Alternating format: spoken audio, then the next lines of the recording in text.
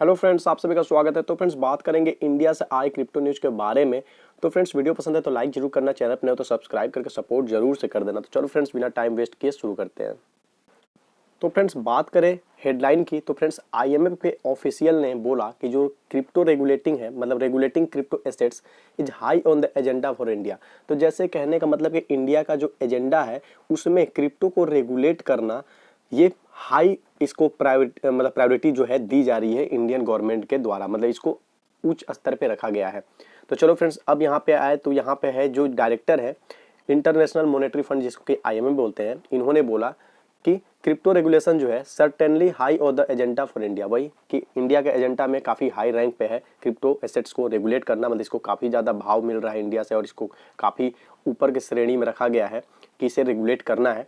साथ ही साथ यहाँ पे इनको बोलना है कि we are trying to come up with global standards for crypto asset regulation. तो इनका कहना है कि हम साथ ही साथ हम ये भी प्रयास कर रहे हैं कि हम जो है ग्लोबल स्टैंडर्ड्स पे आ सके, मतलब कि ग्लोबल एक सामान्यता बना सके क्रिप्टो एसेट्स को लेकर, उसके रेगुलेशन को लेकर कुछ इस तरह से जिसपे हम हमारे साथ और भी बहुत सारे कंट्री जुड़ सके और इसको रेगुलेट करने में एक दूसरे को सपोर्ट करते हुए, एक दूसरे को राय विचार करते हुए काम कर सके। तो इसलिए यहाँ पे बोलना है ग्लोबल स्टैंडर्ड्स के लिए। अब यहाँ पे कहना है कि मुझे लगता है कि इंडिया के लिए बहुत इंपॉर्टेंट है कि वो इसे अडॉप्ट कर ले। किसे अडॉप्ट कर ले? तो क्रिप्टो करेंसी को। कौन बोला था? आईएमएफ के ऑफिशियल ने। तो फ्रेंड्स चलो ये यहाँ पे हेडिंग हो गई और थोड़ी सी डिटेल्स हो गई। अब बात करते हैं थोड़ा कंप्लीट डिटेल में, क्योंकि इंडिया से न्यूज है तो इसलिए इस पर पूरे अच्छे से बात कर लेते हैं। तो अब ये बात निकल कर कब आई? तो फ्रेंड्स यहाँ पर अगर नीचे में देखो तो यहाँ पर आप देख लो इंटरव्यू विथ पीटीआई ट्यूसडे। तो मतलब मंगलवार के दिन में पीटीआई के एक इंटरव्यू में कुछ बातचीत हुई, कुछ क्वेश्चन वगैरह हुआ जिसपे कि इन्होंने आंसर दिया। अब ये है टोबियस एड्रियन, जो कि फाइनेंशियल काउंसलर है, डायरेक्टर है कहाँ के? तो इंटरनेशनल मॉनेटरी फंड, साथ ही साथ आप देख लो monetary and capital market departments के। तो इनसे डिस्कस किया गया इंडिया के क्रिप्टो रेगुलेशन के बारे में एक इंटरव्यू में, जो कि पीटीआई कंडक्ट किया था ट्यूसडे के दिन में, जो कि आपको था annual spring meeting of the IMF and the world bank. जैसे आपको पता है एनुअल स्प्रिंग मीटिंग था जिसमें निर्मला सीतारमण जी वाशिंगटन में उनको गेस्ट के तौर पे इनविटेशन मिला था, जहां पर वो गई भी थी और वहां पे मीटिंग जो था उन्होंने अटेंड भी किया था। तो फ्रेंड्स उसी के टाइम में, इंटरव्यू के टाइम में कुछ बातें वगैरह जो निकल कर आई, जो कि एड्रियन जो है उन्होंने बताया। तो फ्रेंड्स यहाँ पे फिर से यही बातें निकल कर आ रही है कि जो क्रिप्टो एसेट की जो मतलब रेगुलेशन है उसको इंडिया जो है बहुत अपने एजेंडा में मतलब काफ़ी उच्च स्थान दे के रखा हुआ है। तो फ्रेंड्स अब थोड़ा नीचे आते हैं। तो अब यहाँ पे इनका कहना है कि that is something that is done globally. अब इनका कहना है कि क्रिप्टो एसेट्स की रेगुलेशन कुछ ऐसा है जिसको कि ग्लोबल स्तर पे, मतलब वैश्विक स्तर पे इसको करना चाहिए। जैसे कि बहुत पहले भी ऐसा बात आया था, निकल के इंडिया से निकल कर आया था कि इंडियन के जो पीएम है इंडिया के, वो उन्होंने बोला था मोदी जी ने कि भाई हम सब मिलजुल के आपसी राय मशवरा करके आपस में बातचीत करके इसका कुछ ऐसा निदान निकाले कि ये किसी एक कंट्री के लिए नहीं बल्कि सारे कंट्री के लिए बेनिफिशियल साबित हो, उसके ग्रोथ में काम आए, ना कि उसके लिए बाधा बने और किसी तरह से उसके ग्रोथ में रुकावट बने या किसी तरह की डिसएडवांटेज उस कंट्री के लिए वो निकल कर आए। तो फ्रेंड्स वहाँ पे यहीं पर आईएमएफ के भी यही कहना है कि ये कुछ ऐसा है जिसको कि हम लोग को ग्लोबल स्तर पे इस पर काम करना चाहिए। साथ ही साथ इन्होंने जोर देते हुए कुछ और भी बातें हैं जो बोली हैं, जैसे कि इनका साफ साफ ये कहना है कि इनको लगता है कि ये इंडिया के लिए बहुत ही महत्वपूर्ण है कि वो इसे अडॉप्ट कर ले। किसे? तो क्रिप्टो एसेट रेगुलेशंस के लिए बात यहाँ पे की जा रही है। तो चलो फ्रेंड्स अब थोड़ा बहुत नीचे आते हैं। अब यहाँ पे कहना है कि जो ऑफिशियल्स हैं कहाँ के? तो इंडियन मिनिस्ट्री ऑफ फाइनेंस, उन्होंने बोला, उन्होंने कंसल्ट करते हुए कि वो IMF, world bank crypto policy जो है गवर्नमेंट की, वो इससे कंसल्ट करेंगे कि कैसे वर्क करना है, क्रिप्टो एसेट्स को कैसे ट्रीट करना है। तो ये वाली जो बात है, ये वाली जो यहाँ पे पैराग्राफ है, इसके बारे में आपको ऑलरेडी पता होगा क्योंकि ऐसा बात निकल कर आया था। आज से कुछ टाइम हो गया, 2-3 वीक आप बोल सकते हो। उस टाइम में इस तरह का बात इंडिया से निकल कर आया था कि जो इंडियन गवर्नमेंट है वो आईएमएफ, वर्ल्ड बैंक, अपने यहाँ पे आरबीआई और अपने यहाँ के जो स्टेक होल्डर्स हैं, बाहर के जो स्टेक होल्डर्स, सबसे मिलजुल कर बातचीत करके तब जाके अपने यहाँ का क्रिप्टो जो रेगुलेशन या क्रिप्टो जो बिल है उस पर काम कर रहा है। काम तो बहुत टाइम से चल रहा है, लेकिन इन लोगों से मिलकर बातचीत करने के बाद, सब कुछ निर्णय लेने के बाद, समझने के बाद, तब जाके एक आउटकम पे इंडियन गवर्नमेंट पहुंचेगा। और लगभग उसी न्यूज में ये भी इंक्लूड कर दिया गया था कि 6 मंथ का लगभग टाइम लग जाने वाला है क्रिप्टो बिल इंडिया में आते आते। तो चलो फ्रेंड्स अब यहाँ पे और भी जो इस न्यूज में यहाँ पे जो डिटेल्स दी गई उसे हम लोग देख लेते हैं। तो यहाँ पे हमें अब है जो आईएमएफ के डायरेक्टर हैं, उन्होंने कमेंट करते हुए बोला किस चीज पे? तो क्रिप्टो ट्रांजेक्शन पे जो टैक्सेशन हो रहा है, जो टैक्स लग रहा है इंडिया में, उसके लिए। तो इनका कहना है कि of course I know that India has change the taxation of crypto assets and that's a welcome move. तो इनका कहना है कि इंडिया ने जो टैक्सेशन का मूव लिया, जो टैक्स चार्ज करना शुरू किया, जैसे शुरुआत में इंडिया में टैक्स नहीं था क्रिप्टो पे, बट फिर से यहाँ से आपको अप्रैल से 1 अप्रैल से जो टैक्स 30% लगना शुरू हुआ, तो इनका कहना है कि ये एक वेलकम वाला मूव है और ये एक अच्छा मूव है जो कि इंडियन गवर्नमेंट ने क्रिप्टो को टैक्सेशन करके ये अपना एक कदम जो है उठाया है। अब जैसे कि ये वाली जो चीज़ें हैं आपको बताने की मुझे नहीं लगता कोई जरूरत है, क्योंकि यहाँ पे वही सब चीज़ें लिखी गई है कि गवर्नमेंट ने 30% जो है कब से चार्ज करना शुरू किया, किस तरह से चार्ज शुरू किया। उसके अलावा आपको जो लॉस होगा उसको यहाँ पे ऑफसेट्स का ऑप्शन नहीं है। साथ ही साथ 1% जो आपका TDS है वो भी इफेक्ट में आएगा, कब से, तो 1 जुलाई से। यही सब डिटेल्स यहाँ पे दी गई है।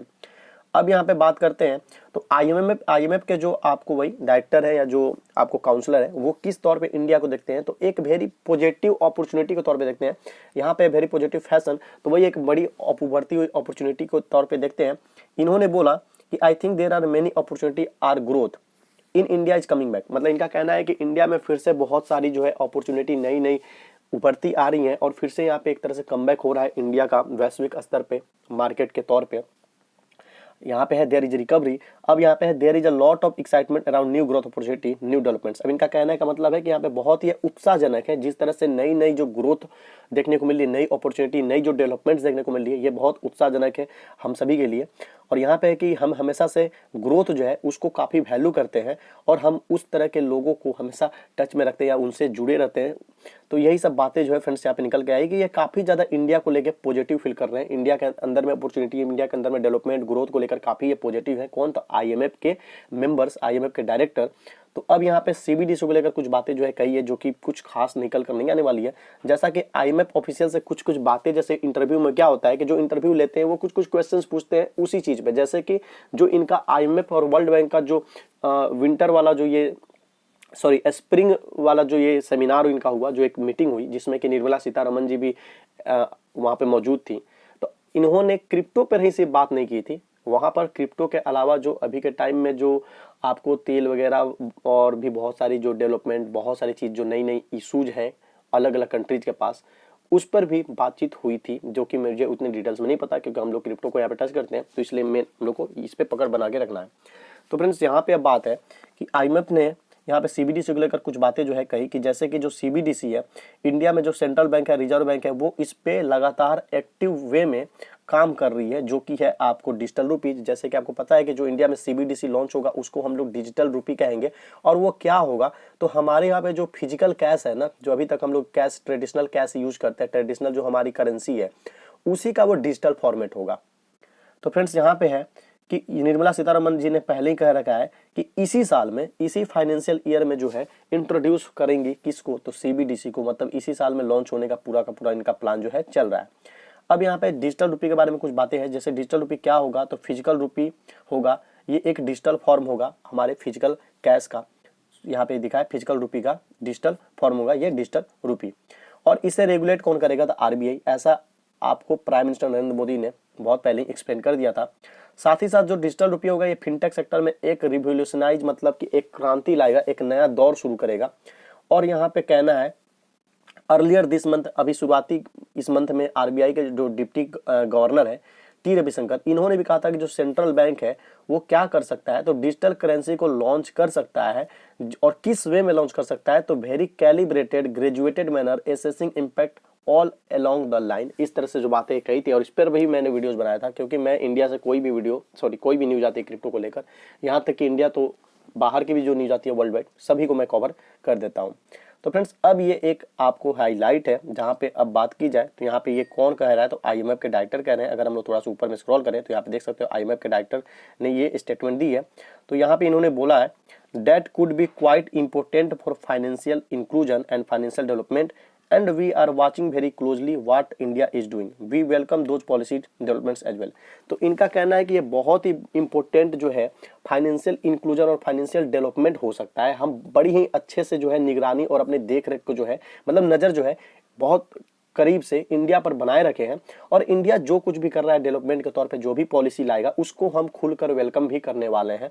तो मतलब यहाँ पे इंडिया को ये अच्छे से सपोर्ट करने के बाद कर रहे हैं। तो फ्रेंड्स यही न्यूज़ आई थी निकल कर, जिसको मैंने ऊपर से लेकर नीचे तक अब देख लो, यहाँ पर ये न्यूज फिनिश हो चुकी है। जितना ज़्यादा डिटेल था सबको एक एक लाइन पढ़ पढ़ के अच्छे से आपको समझाने की अपने स्तर पे कोशिश की है। तो आई होप आपको ये वीडियो अच्छी लगी होगी, क्योंकि जितनी न्यूज में डिटेल्स थी, हेडिंग का हेडिंग, डिटेल्स का डिटेल्स, उसके अलावा पूरा ओवरऑल एक्सप्लेनेशन कर दिया मैंने, एक एक लाइन पढ़ पढ़ के समझा समझा के। तो मेन बात एक बार चलो फिर से ऊपर में चलते हैं। तो मेन बात यही है जो कि हेडिंग में है कि जो IMF के ऑफिशियल है उन्होंने बोला कि जो रेगुलेटिंग क्रिप्टो एसेट्स है ये इंडिया के जो एजेंडा, जैसे गवर्नमेंट की अपनी अपनी एजेंडा होती है, तो एजेंडा में वो बहुत सारे जो टॉपिक है उसको लेकर चलते हैं।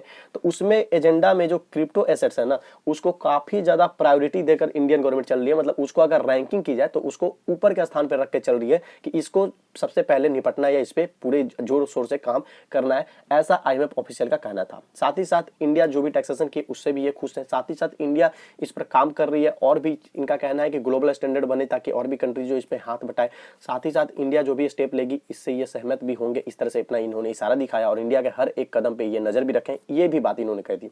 तो सारा मिला जुला के यही सब बात था, बाकी तो आपने देख ही लिया।